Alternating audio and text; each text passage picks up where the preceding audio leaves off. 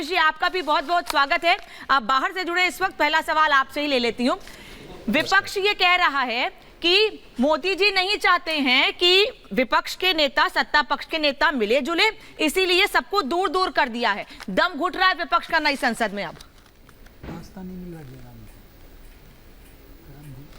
नहीं, मुझे लगता है कि ये देखने की एक दृष्टि हो सकती है।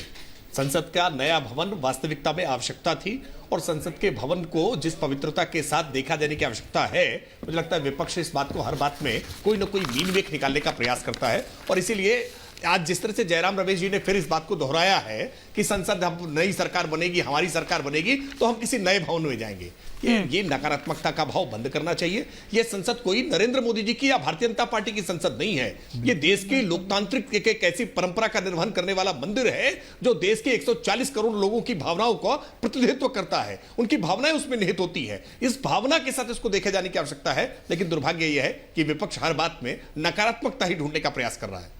विपक्ष नकारात्मक ढूंढ रहा है। दुष्यंत जी, आप कह रहे हैं कि मैं देश की बात करता हूं, क्या संसद देश से बाहर है? देखिए, नकारात्मकता के साथ में सुझावों को भी ध्यान रखिए।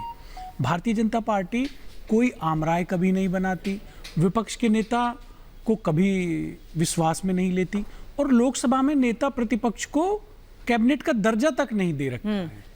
और फिर त्रिपाठी साहब ऐसी ऐसी बातें करते हैं। ये बड़ी बड़ी बातें कहने में अच्छी लगती हैं। आप जयराम रमेश जी का पूरा कथन सुनिए। वो ये कह रहे हैं कि हम वहां समझ में नहीं आता रास्ता कहां से है, किधर को जाना है। सर, तो नई जगह जाने में तो आपने सर नई जगह जाने में तो सबको दिक्कत होती है। बताना चाहिए था, दिखाना चाहिए था, ले जाना चाहिए था। प्रधानमंत्री जी जब निर्माण कार्य हो रहा था तो अकेले जाते थे, अपना फोटो कराते थे। कभी नेता प्रतिपक्ष को भी साथ लेके जाइए। सर, हंसी आती है लोकतंत्र। दुष्यंत जी, हंसी आती है ऐसी चीजों पर। आप हंसी आती है ऐसे सच्चाई बोला है। लोकतंत्र अकेले से नहीं चलता, रूलिंग पार्टी का नहीं है। जब तक आप ऑपोजिशन को विश्वास में नहीं लोगे, अपने साथ नहीं रखोगे, कंधे से कंधा मिला के नहीं चलोगे, तब तक दुनिया में भारत की जो शान है ना, वो शान कायम नहीं रहेगी। नहीं रामकृपाल जी, ऐसा नहीं लग रहा है कि जब घर में कोई जब घर में बड़ा फंक्शन होता है, घर में बहुत सारी चीजें होती हैं तो जश्न का माहौल होता है, लेकिन कई बार ऐसा होता है कुछ लोग उसमें नाराज हो जाते हैं। विपक्ष भी इस समय ऐसे ही नाराज दिख रहा है। बिल्कुल देखिए, विपक्ष का आदर करना चाहिए, सम्मान, और मैं समझता हूं कि है सम्मान, जनता में भी है, राजनीतिक परिदृश्य में भी उनका सम्मान है, राजनीतिक। लेकिन एक चीज़ मैं कहता हूं कि एक फिल्म का गीत है, शाहिर ने लिखा था कि निकले थे कहाँ जाने के लिए, पहुँचे हैं कहाँ मालूम नहीं, अब अपने भटकते कदमों को मंजिल के निशा मालूम नहीं।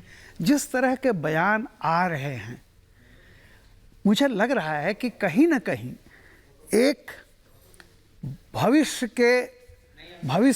की तरफ जब देखते हैं तो कहीं ना कहीं निराशा, थकान, क्योंकि इस तरह के बयान, दरो दीवार से शिकायत कि रास्ता नहीं है, बिल्डिंग खराब है, दम घुट रहा है। याद कीजिए, आज से नहीं, किसी ने इसको ताबूत कहा था, याद है आपको? तो जिस दिन ये भवन बन रहा था उसमें ताबूत दिखाई पड़ रहा था। और वही लोग जिन्होंने एक बात कही थी, वही लोग कल पार्लियामेंट में बैठ करके महिला बिल पर नहीं, उन्होंने मतलब वोट डाला, समर्थन किया उसका। हाँ, मेरा ये कहना है कि बहुत जल्दी अरे मुख्य मुद्दों पर आइए, मुझे अच्छा लगेगा।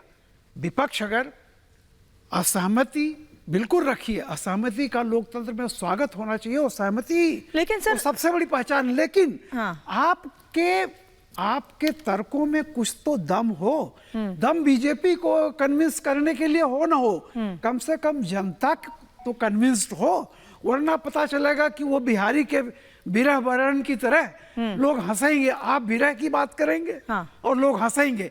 विरह वर्णन हो तो सूर की तरह हो कि मधुबन तूकत रहत हरे, विरह वियोग श्याम सुंदर के ठाढ़े क्यों नजरे, जिसमें दर्द उभरे। अगर आप बिहारी की तरह वो वर्णन करेंगे कि वो तो हास्यास्पद हो जाता है। तो मुझे लगता है विपक्ष की ये जो शिकायतें आ रही हैं, एक से एक बयान आ रहे हैं, हालांकि सत्ता पक्ष के भी बयान बड़े खराब हैं, तो मुझे लगता है कि यथार्थ और फैक्ट से हट करके हास्यास्पद बयान है कि कोई आपको ऐसा मुद्दा नहीं मिल रहा है सर, बयान भी हास्यास्पद है, बड़ी लकीर खींच, और विपक्ष के कदम भी हास्यास्पद है।